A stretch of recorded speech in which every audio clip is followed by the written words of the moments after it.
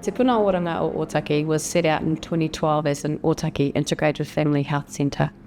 And 2 years into that, we decided to pivot it into a community-led organisation and rebrand it to Te Puna Oranga Ōtaki, which is a community-driven charitable trust that empowers whānau to self-manage, to embrace well-being as opposed to an illness model. So as it stands today, our vision is a thriving Ōtaki community, Māori and non-Māori.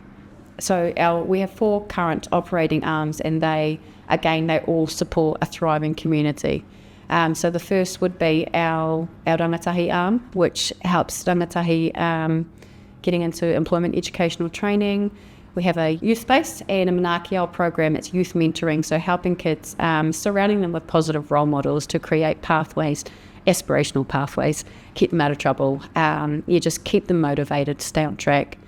Our second arm would be our special projects, so it's like our innovation arm, where bigger entities or gaps arise and people say, what can Te Puna Oranga do to help in this scenario? So in that current arm, we've got alternative education, we've got attendance advisory, we've got a touch and leg project, our wellness model to keep people well.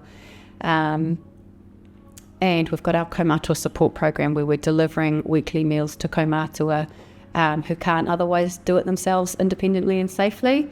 And while we're there, we'll check in on mobility, we'll check in on their, if whānau are dropping in, their connection, and also provide support where we can, whether it's a lift to their GP appointment, whether it's a lift to their hearing or their vision appointment. It's just making sure that we're picking things up early rather than waiting for them to require secondary services or an ED admission. The other is our food sovereignty arm, so food security being a huge barrier for us. We support 5 local kura and 2 kohanga reo every day, every school day with lunches, so we're currently at 1,100 meals per day that we serve, and we have interest too in expanding into other kohanga reo.